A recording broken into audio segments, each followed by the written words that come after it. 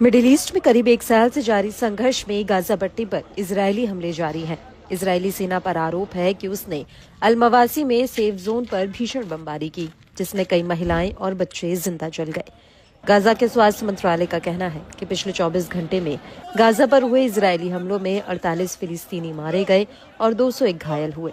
इन सब के बीच अब खबर ये भी आ रही है कि अल अक्सा शहीद ब्रिगेड ने शुक्रवार को 107 रॉकेटों का उपयोग करके मध्य गाजा में इजरायली सैनिक सभाओं और वाहनों को निशाना बनाया है।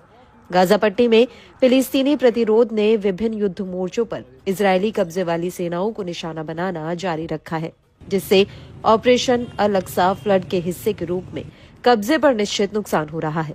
इससे पहले गुरुवार को ब्रिगेड ने पुष्टि की थी कि गाजा पट्टी के उत्तर में जबालिया कैंप के मध्य में अबू अल-ऐश स्ट्रीट पर सीधे हमले में एक इजरायली नामर वाहन को एंटी टैंक शेल से उड़ा दिया गया था।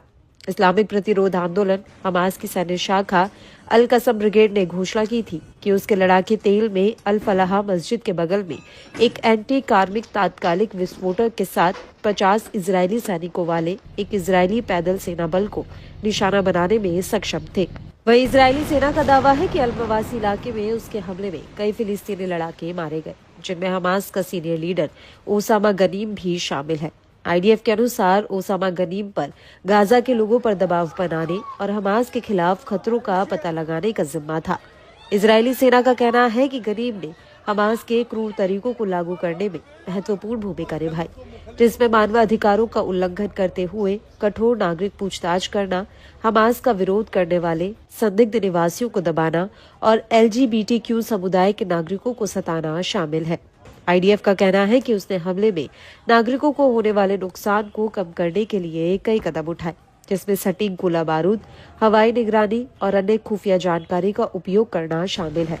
दरअसल हिजबुल्लाह के साथ सीज फायर के ऐलान के बाद गाजा पट्टी के कई क्षेत्रों में इजरायली हमले तेज हो गए हैं। नॉर्थ गाजा में स्थिति लंबे समय से काफी भयावह बनी हुई है। आरोप है कि इजरायली सेना गाजा पट्टी के उत्तर में जमीन पर हर किसी और हर चीज को निशाना बना रही है।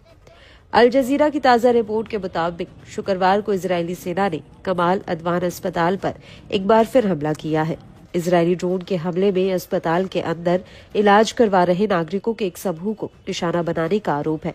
वहीं बेत लाहिया शहर में भी एक आवासीय इमारत को निशाना बनाया गया है। सूत्रों के अनुसार इस हमले में कम से कम 15 फिलिस्तीनी मारे गए हैं। गाजा स्वास्थ्य मंत्रालय के अनुसार 7 अक्टूबर 2023 को हमास के हमले के बाद शुरू हुए गाजा युद्ध में अब तक कम से कम 44,580 फिलिस्तीनी मारे गए हैं और 1,05,739 घायल हुए हैं।